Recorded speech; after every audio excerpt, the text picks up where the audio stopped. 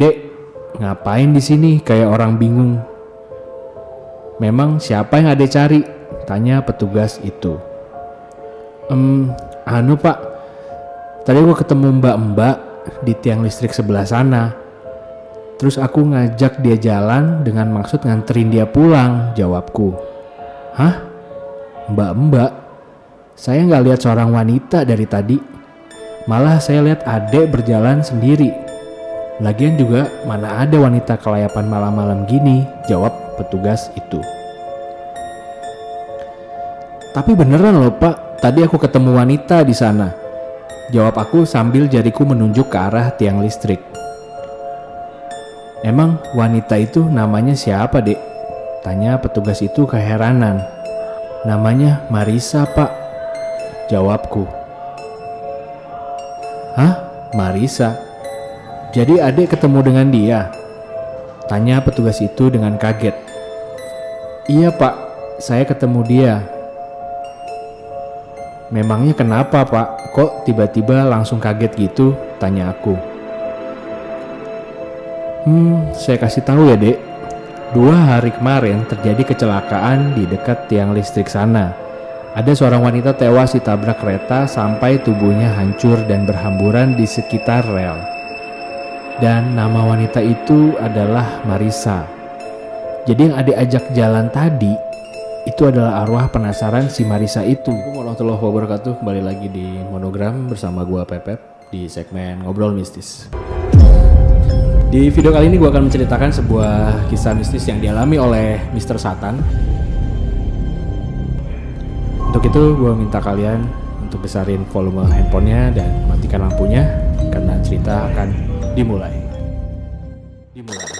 Kisah ini aku alami sekitar tahun 2019 saat aku baru pulang dari Surabaya. Kejadian ini terjadi pada bulan Januari lebih tepatnya. Aku melirik jam tanganku sudah menunjukkan pukul 12 malam saat aku turun dari kereta. Dengan perasaan capek, aku pun berjalan menyusuri pinggir rel kereta karena rumahku cuma sekitar 1 km dari stasiun. Sambil berjalan, aku juga mendengarkan MP3 untuk menghilangkan kejenuhan karena capek duduk di kereta selama hampir 9 jam dari Surabaya. Saat aku menyusuri rel itu, dari kejauhan kulihat ada seorang wanita yang sedang berdiri di dekat tiang listrik pinggir rel. Pikirku, ngapain tuh orang malam-malam begini? Aku pun langsung berjalan menghampirinya dengan maksud untuk bertanya kenapa dia berdiri di situ selarut ini. Setelah berada di depan dia, aku pun langsung bertanya, "Mbak, kok malam-malam gini berdiri di sini? Lagi nungguin orang ya?" tanyaku padanya. "Enggak mas, aku gak nungguin siapa-siapa," jawab wanita itu. "Terus ngapain berdiri di sini mbak?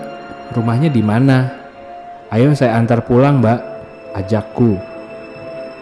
Kemudian dia menjawab dengan tersenyum, "Boleh." Kemudian kami pun berjalan bersama menyusuri pinggir rel. Di sepanjang perjalanan aku pun bertanya nama wanita itu. Dan dia jawab namanya adalah Marisa.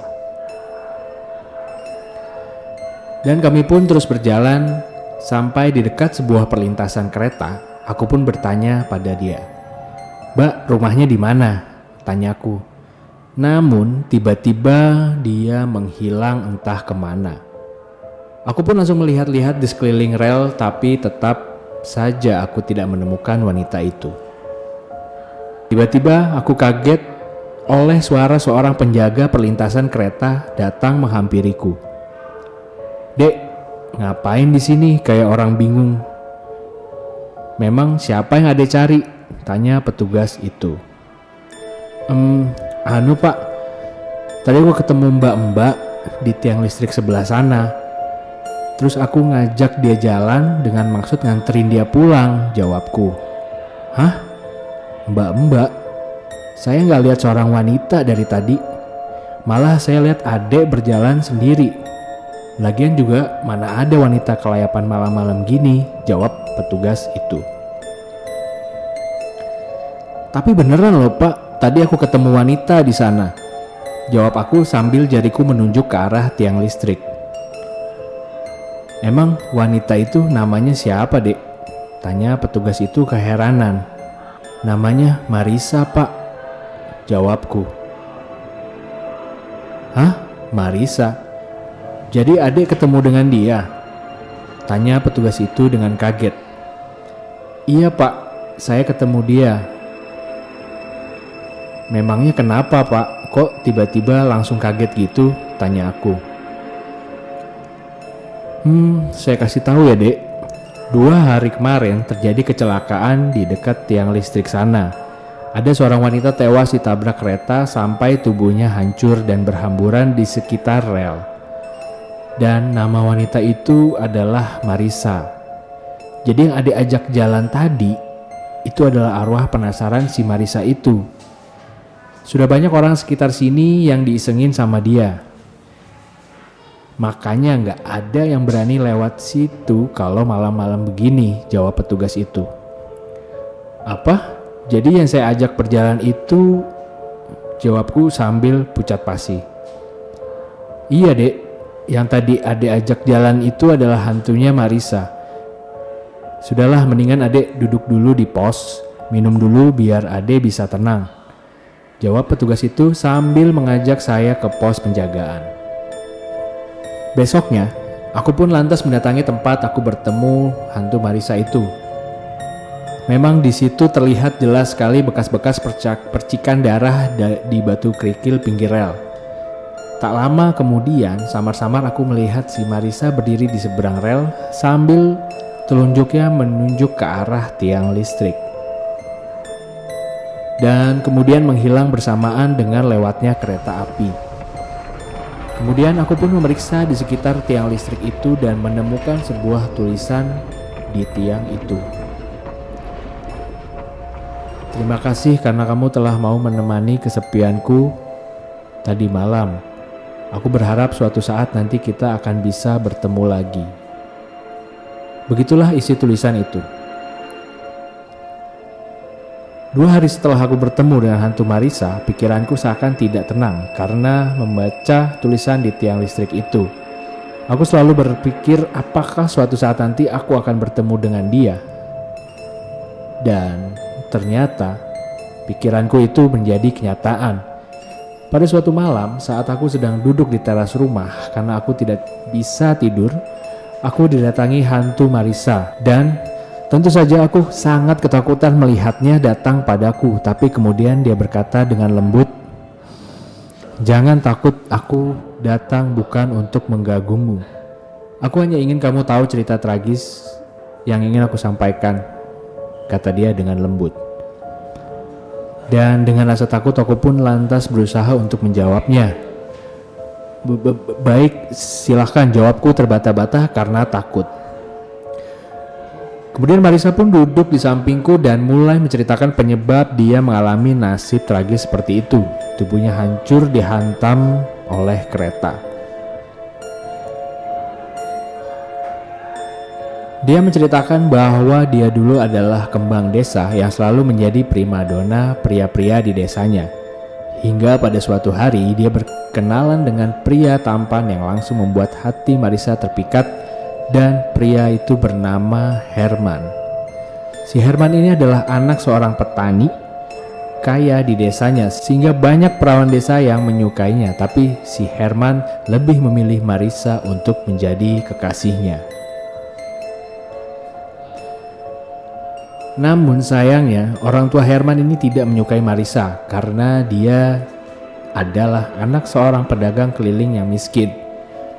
Meskipun hubungannya ditentang oleh orang tua Herman, namun Herman dan Marisa tetap saja berhubungan karena mereka sudah terlanjur saling jatuh cinta dan berusaha untuk saling bertemu walaupun itu dengan cara sembunyi-sembunyi. Hingga pada suatu hari terjadilah sebuah peristiwa yang membuat hubungan mereka berpisah. Herman dipaksa untuk menikah dengan gadis pilihan orang tuanya dan Herman tidak bisa menolaknya. Dan Marisa pun langsung kecewa, patah hati melihat pujaan hatinya menikah dengan orang lain. Berhari-hari sudah Marisa mengurung diri di dalam kamarnya. Dia tidak makan, tidak minum. Yang dipikirkannya hanya Herman yang sudah menjadi suami orang. Sampai-sampai tubuhnya kurus karena tidak makan dan minum. Dia hanya mengurung diri di kamarnya. Dan pada suatu hari Marisa ini berjalan-jalan di pinggir rel kereta sambil pikirannya melamun memikirkan si Herman itu. Dan pada saat itu lewatlah rangkaian kereta api yang melaju kencang dari arah belakang Marisa. Namun Marisa tidak mendengarnya karena pikirannya melamun memikirkan pujaan hatinya itu. Dan plak! Tubuh Marisa tersambar badan kereta api dan dia langsung terpental jatuh ke tengah rel dan langsung dilindas oleh roda kereta api sampai tubuhnya hancur. Orang-orang yang melihat peristiwa itu langsung berlarian ke arah lokasi dan menemukan tubuh Marisa sudah terkoyak-koyak dengan darah yang menyebar di sekeliling batu kerikil rel. Dan salah satu dari orang-orang yang mengenali mayat Marisa itu langsung pergi ke rumah Marisa untuk memberitahukan peristiwa yang dialami Marisa kepada orang tua Marisa. Mendengar berita kematian tragis anaknya itu, orang tua Marisa langsung shock dan tidak percaya dengan apa yang menimpa anak gadisnya itu. Dia meninggal dengan cara yang tragis. Kemudian, oleh orang tuanya dan orang-orang sekitar jenazah Marisa dibawa ke rumah sakit untuk divisum. Setelah divisum, potongan tubuh jenazah Marisa pun lantas disatukan dan kemudian dimandikan, dikafani, dan disolatkan di masjid desa. Setelah disolatkan, jenazah Marisa pun lantas dikebumikan di pemakaman desa dengan diiringi isak tangis orang tuanya, saudara-saudaranya, dan teman-temannya. Ditambah pula keadaan langit yang mendung dan rintik-rintik hujan membuat suasana pemakaman Marisa menjadi semakin mengharukan. Namun arwah Marisa ternyata tidak bisa tenang di alam kuburnya. Dia selalu mendatangi pujaan hatinya setiap malam selama 7 hari berturut-turut. Sampai keluarga Herman langsung memutuskan untuk pindah ke kota karena diteror arwah Marisa. Setelah 7 hari berlalu, arwah Marisa pun tidak pernah mendatangi Herman dan memilih untuk muncul di pinggir rel kereta tempat dia meninggal secara tragis di setiap malam. Dan akhirnya Marisa pun menjadi arwah penasaran dan kesepian. Setiap malam dia berdiri di tiang listrik dekat rel kereta sambil menangis meratapi nasibnya yang tragis. Patah hati karena ditinggal sang pujaan hati menikah dengan orang lain. Ditambah lagi dia harus mengalami kematian yang sangat mengenaskan. Tragis sekali. Setelah menceritakan kisahnya padaku, arwah Marisa pun berdiri. Nah, sekarang kamu sudah tahu cerita tragisku. Aku lega sekali karena bisa menceritakannya padamu, teman. Sekarang saatnya aku untuk pergi ke alamku yang sebenarnya. Selamat tinggal, teman. Tolong kamu doain aku agar aku bisa tenang di alam sana, katanya. Setelah berkata, Marisa pun langsung berjalan dan sosoknya pun menghilang di telan gelapnya malam. Aku pun lantas beristighfar dan langsung masuk ke rumah. Kemudian aku berwudu dan sholat. Setelah itu aku langsung berdoa untuk Marisa. Semoga arwah Marisa bisa tenang di alam sana. Arwah teman gaibku yang hanya bisa ku kenal dalam waktu singkat, Mr. Satan. Ya, itu tadi cerita yang cukup mengharukan. Kisah dari seorang gadis desa yang mencintai seorang pria tapi ternyata tidak disetujui oleh orang tua si pria. Akhirnya si pria menikah dengan wanita lain dan Marisa ini pun menjadi korban ketidaksetujuan orang tua dari si Herman. Ya, mudah-mudahan arwah Marisa bisa tenang di sana. Terima kasih yang sudah menuliskan cerita ini. Buat kalian yang mendengarkan cerita horor lainnya bisa mampir di Spotify Monogram Production ya. Terima kasih banyak, kita ketemu di episode selanjutnya. Gua Pepe undur diri. Assalamualaikum warahmatullahi wabarakatuh.